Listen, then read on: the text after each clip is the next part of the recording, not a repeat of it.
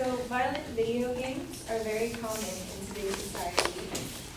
Many people seem to link violent video games to violent behavior and violent crimes. My proposition is that violent video games contribute to aggressive behavior problems in those who play them. My three main points that I'll be discussing are: 1, violent video games increase aggression in individuals, which makes them more prone to violence. 2, those who play violent video games may also experience other long-lasting negative effects in the brain and behavior compared to those who don't. And 3, the interactive quality of video games also encourages problematic violent behavior more so than other forms of violent media. Back to my first point, that violent video games increase aggression in individuals, which makes them more prone to violence. People who play violent video games do so because they enjoy them. And so because of this, they are more likely to play them over and over. And due to this repeated exposure to the violence, they are more likely to be influenced by the violent behavior that they're viewing on screen. Psychologists Douglas A. Gentile and Craig A. Anderson claim they have found consistent evidence that violent games increase desensitization and aggressive thoughts, feelings, physiology, and behaviors, and decrease helpful behaviors. Another study was done on behalf of the International Association for Correctional and Forensic Psychology, and it showed that interaction between aggressive personality and violent video game exposure is predictive of violent crime. So while violent video games do not directly cause violent crimes, they do help to increase aggression in individuals, which can lead them to possibly committing crimes in the future. My second point is that violent video games may cause other negative effects in behavior other than simply aggression. In a study done by Vincent P. Matthews, professor of radiology at Indiana University School of Medicine, 2 groups were taken. One group played nonviolent video games and the other played violent video games. And their brains were analyzed to see which part of the brains had more activity during playing these games. And so compared with the group that played the nonviolent game, the group that played the violent video game demonstrated less activation in the prefrontal portions of the brain, which are involved in inhibition, concentration, and self-control, and more activation in the amygdala, which is involved in emotional arousal.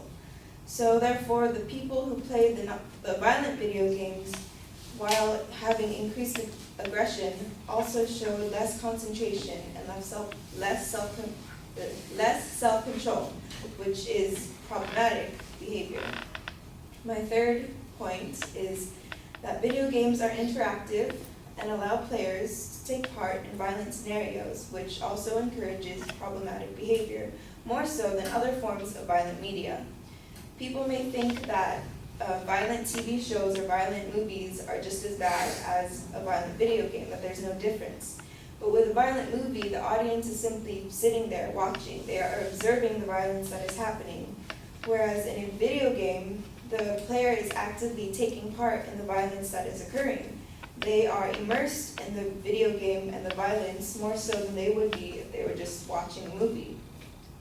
Dave Grossman, a former soldier, agrees that violent video games allow players to learn how to use weapons. So not only is there an increase in aggressive behavior, but the video games also have the capability to teach people how to use weapons, which can further lead to possible crime.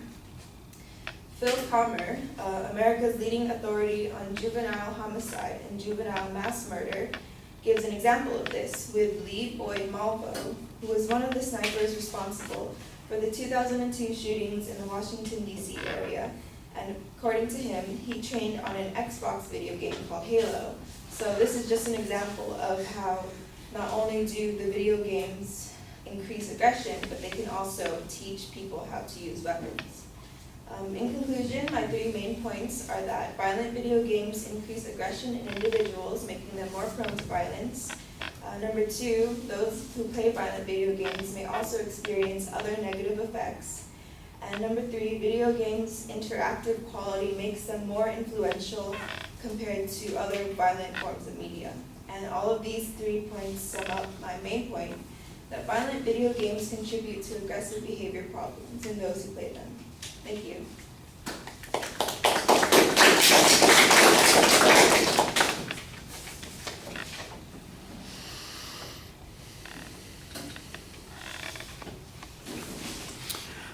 All right, Angela, the introduction of the subject is fine. I think you've got a very clear statement of the proposition, an excellent layout of what the secondary points are going to be, and they're all stated as declarative sentences, so that makes it clear and easy for everybody to follow. When you get to the body of the speech, you label those points as you get to each one. It's very clear when you're moving from one point to the next. The transitions are always fairly smooth, and I thought you did a good job explaining the concept behind each of those points as you got to it. So that's fine.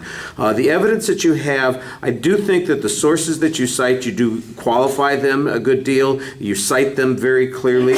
Gesundheit. I do think that there are a couple of places where you could use some additional information because on at least one point you're relying on just a single study in order to reach the conclusion that you have on that second point. And I think you need a lot more data in order to be able to make the inference that you're making there.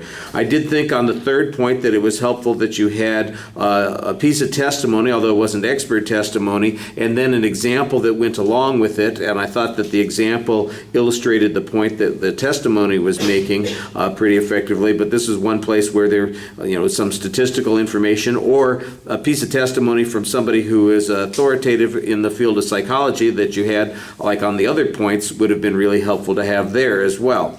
The presentation, you do speak fairly fluently, although I did get the impression that you're looking down a lot and sometimes it's reading, and I think you want to try to interact with the audience a little bit more there. You had a little bit more time, which seems to suggest to me that there was an opportunity to put some extra data into a couple of those points so that you could really nail those things down a little bit more effectively. I did think that the summary was excellent. You remind us of what the point was that you were trying to get across, and you restate the position clearly. So that's exactly the way that you want a presentation to finish off. All right, thank you.